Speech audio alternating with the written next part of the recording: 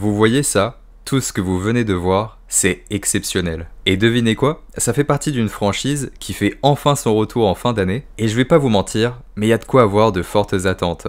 Et je vous jure que depuis que la bande-annonce est sortie, je suis l'homme le plus heureux du monde. Hey, salut beau gosse! Hey, salut belle gosse! Aujourd'hui, on parle du prochain opus de la saga Saw. Cela nous aura pas échappé, mais ces derniers jours, nous avons eu tout un tas d'informations concernant le prochain opus de la saga Saw, à savoir Saw 10, qui arrive dans nos salles obscures le 25 octobre. C'est absolument parfait pour la période d'Halloween, qui, soit dit en passant, est la meilleure fête de l'année. Ouais, Halloween, c'est beaucoup mieux que Noël. Je m'écarte du sujet, mais parfois, ça fait du bien de dire les choses. Mais c'est surtout la sortie de la bande-annonce qui a propulsé la franchise sur le devant de la scène, avec des chiffres plutôt impressionnants, que ce soit en termes d'engagement, de vues et surtout d'attente. Ils ont réussi à recréer de l'engouement autour de la franchise. Avec ce 10e opus, la saga prouve que les fans sont toujours présents, et que la communauté de l'horreur n'oublie pas l'univers si particulier et si singulier de Saw. Un univers riche et surtout iconique.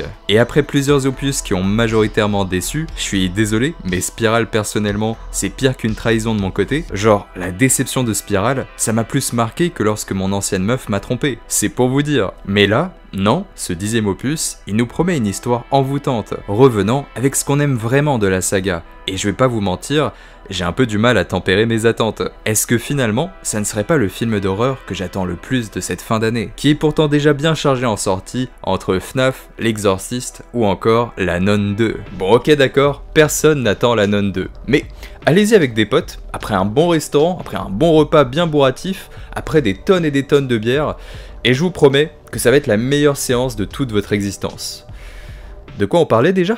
Et toute cette excitation vis-à-vis de ce 10e opus de Saw commence par une simple histoire. Une histoire se déroulant dans la chronologie de la franchise entre le premier et le deuxième film. Nous allons retrouver un John Kramer totalement désespéré, se rendant au Mexique pour suivre une procédure médicale risquée et expérimentale dans l'espoir de guérir de son terrible cancer. Le problème, c'est que cette procédure médicale semble être une arnaque, pour, vous l'aurez compris, frauder les malades en leur promettant une espèce de guérison miraculeuse. Alors que, non, malheureusement, ce n'est pas du tout le cas. Ces soins étant seulement mis en place pour prendre l'argent de personnes désespérées, prêts à tout pour échapper à leur funeste maladie. Et vous connaissez le caractère de notre bon vieux John, aka Jigsaw. Il déteste les injustices. Et donc, il va mettre en place de sordides pièges pour torturer, ou plutôt pour faire prendre conscience à ces escrocs du domaine médical que la vie, ce n'est pas cela. Si Dieu, le karma ou la justice ne veut pas s'occuper de ces mauvaises personnes, eh bien c'est John qui va le faire,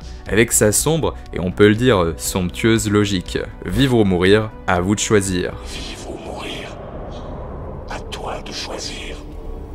Et ce qui est intéressant, c'est qu'on va pas avoir un opus qui enchaîne les meurtres, avec du gore et des effets pratiques, mais on va obtenir un film qui raconte en réalité deux histoires, enrichies par des thématiques qui sont plutôt sombres, on va pas se mentir. Tout d'abord, une partie du film qui se concentrera sur l'épreuve principale, avec nos différents personnages devant survivre ou mourir au piège de Jigsaw, dans un espace commun rappelant complètement le deuxième opus. D'ailleurs, le deuxième opus, mais quel classique putain! Oh non, qu'est-ce que tu fais? Non! T'es malade! Non! Mais qu'est-ce qui te prend? Arrête, fais pas ça! Non, c'est pas vrai!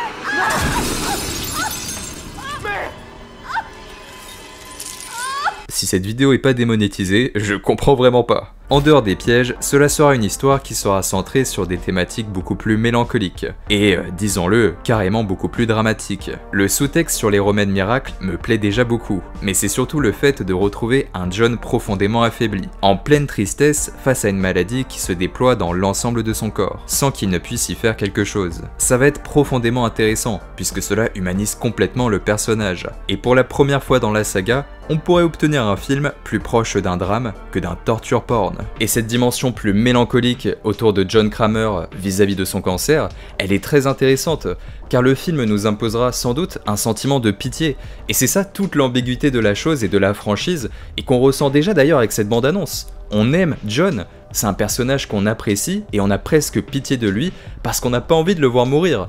Sauf qu'on ne devrait pas s'attacher à lui. C'est un tueur en série qui impose des actes absolument abominables à tout un tas de personnes. Et en même temps on se dit, bah ouais, il y a quand même certaines personnes qui le méritent. Et est-ce que au fond, John Kramer, il a vraiment tort. C'est ces questionnements un peu étranges qu'on se pose en tant que spectateur, qui remettent en cause notre sens de la morale, que je trouve profondément intéressant dans la saga Saw, et qu'on va sans doute retrouver encore plus boosté aux stéroïdes dans cette suite.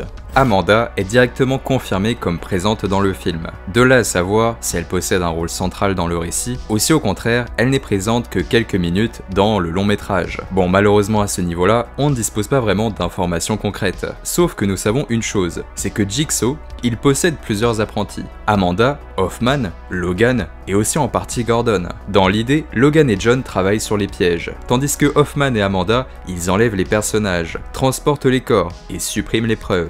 En revanche, il est fortement probable qu'on se retrouve avec quelques scènes où le personnage d'Hoffman est présent. Dans la bande-annonce, nous pouvons apercevoir une enquête avec un tableau. Si vous activez les sous-titres, la voix que vous entendez à ce moment-là est décrite comme celle du détective. Bon, inutile de vous dire que le détective, c'est un peu le deuxième prénom d'Hoffman, et donc comme Jigsaw, il a déjà bien entamé ses différents meurtres en Amérique, et qu'on sait que Hoffman est sur cette affaire, et bah son département policier pourrait très bien lui demander de rejoindre l'enquête au Mexique, pour, vous l'aurez compris, surveiller John, car ils ont des soupçons sur lui. Et ce n'est qu'une théorie.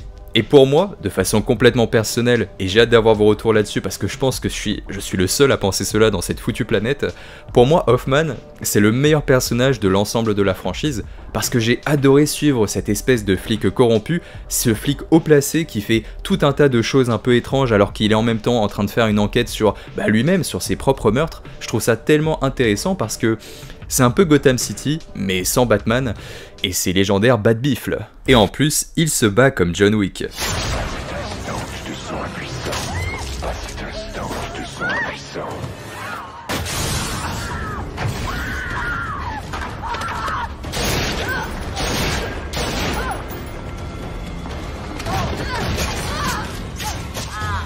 Putain, mais quelle légende! Il y a également ce passage nous montrant la salle de bain emblématique du premier opus. On voit qu'il y a quelqu'un qui semble pendu au plafond et une personne se tenant à côté pour la contempler. Bon, si on regarde attentivement les éléments de promotion dévoilés sur les différentes plateformes, on sait que la personne qui se tient debout, c'est John. Mais alors, qui est-ce qu'il contemple pendu au plafond? Une des théories fortement possibles est que cela serait Hoffman. John Kramer aurait découvert le corps d'Adam, qui a été assassiné par Amanda, je le rappelle. Amanda étant bien connue pour manipuler les pièges et faire en sorte que les victimes ne puissent jamais s'en sortir. John accuserait alors Hoffman d'avoir assassiné Adam, ne pouvant croire que cela soit Amanda, puisque Amanda c'est un peu sa chouchoute. Pensant alors qu'Hoffman est le coupable, il le suspendrait au plafond en lui faisant passer un espèce de test improvisé en jouant avec l'étouffement de la chose. Hoffman finirait alors par réussir cette nouvelle épreuve, ou au mieux réussirait à convaincre John que ce n'est pas du tout lui le coupable, tout en comprenant qu'Amanda, sa coéquipière, elle est loin d'être fiable. Et ce ne sont que des théories, encore une fois. J'ai fouillé des forums américains pour trouver des choses intéressantes, pour regarder notamment ce que pensent les fans de la saga et ce genre de choses. Et vraiment, même si c'est que pendant quelques instants, pendant quelques scènes, tout nous mène à la présence d'Hoffman dans ce prochain opus, et personnellement encore une fois, ça me fait extrêmement plaisir si c'est le cas. Mais revenons à une chose où nous sommes complètement sûrs, le personnage d'Amanda. Le film est principalement centré sur la détresse de John, qui n'arrive pas à guérir de son cancer. Pire encore, il perd l'espoir qu'il avait dans ce fameux remède miracle. On ressent clairement que le film est tourné vers cette optique, vers le personnage de John. Amanda sera sans doute présente au Mexique avec lui, puisqu'il semble impossible qu'il mette en place ses pièges sordides tout seul. Bah ouais, faut bien que quelqu'un capture les médecins, et cette personne c'est clairement Amanda. Mais je ne pense pas que son personnage aura beaucoup de temps à l'écran. On aura sans doute une ou deux scènes où elle est déguisée en cochon et où elle communique avec John, mais rien de plus. Il ne faut pas s'attendre à un développement profond de son personnage. C'est un film centré sur la détresse de John et c'est tout. Mais si en plus nous pouvons avoir quelques lignes de dialogue développant cette relation presque père-fille qu'Amanda et John possèdent, cela pourrait presque rajouter encore plus de mélancolie à l'œuvre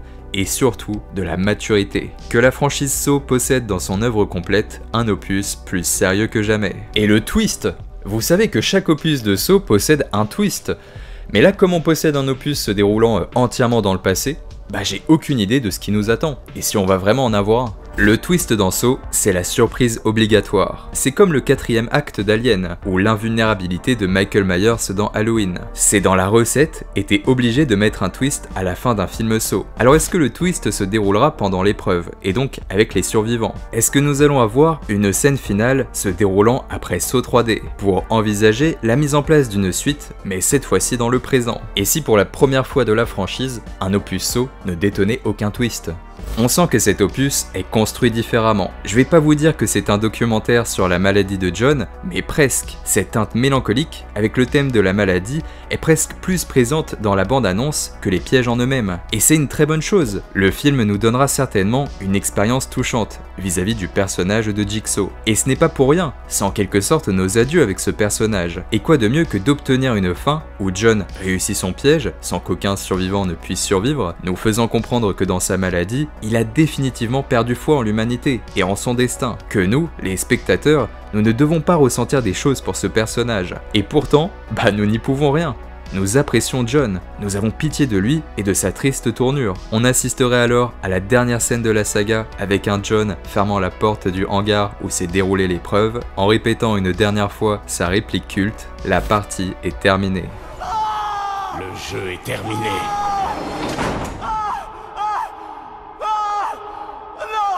Cela serait le moment idéal pour faire nos adieux avec le personnage dans un tout dernier film, puisqu'après cet opus, il est temps que la saga aille de l'avant. La saga possède vraiment un potentiel immense, et il est temps de dire adieu au personnage de Kramer, pour faire un peu comme Spiral, des films qui racontent autre chose, mais qui exploitent toujours autant l'univers. Mais par pitié par contre, que ça soit mieux que Spiral, sinon on est foutu. Sans oublier que malheureusement, l'acteur incarnant Jigsaw, il est plutôt jeune, et donc, tout comme son personnage, il approche également de la fin de sa carrière. Et c'est pas pour être méchant que je dis cela, c'est notre destin à tous à vrai dire. Mais quoi de mieux que de nous dire un dernier au revoir avec son personnage le plus emblématique dans un film rempli de noirceur, de douceur et parfois de mélancolie. Bon ouais, sans oublier quelques petits pièges quand même.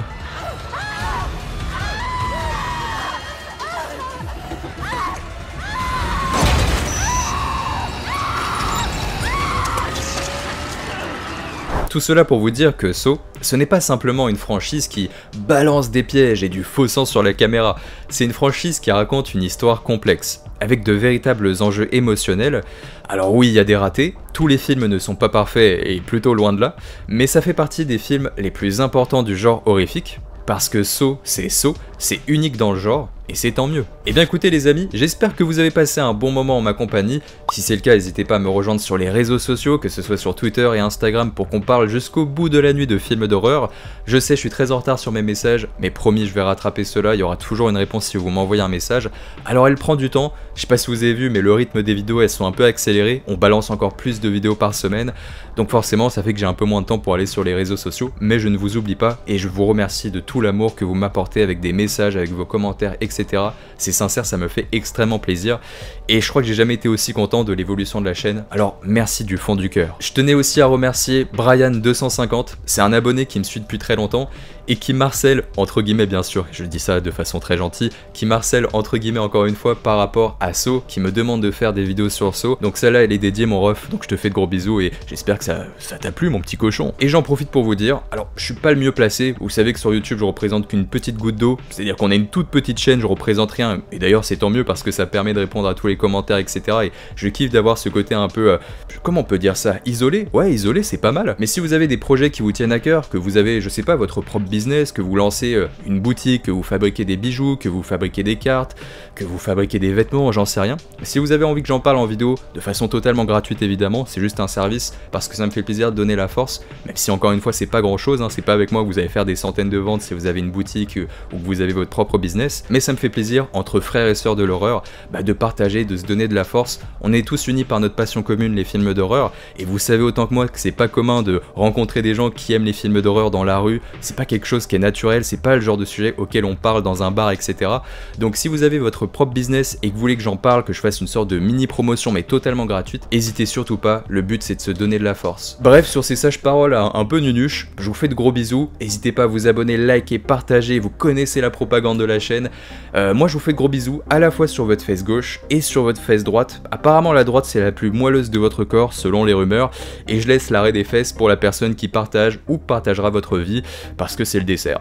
C'est tout ce que j'ai à dire, c'était Méromain, je vous fais de gros bisous. Mouah, ciao bene les amis.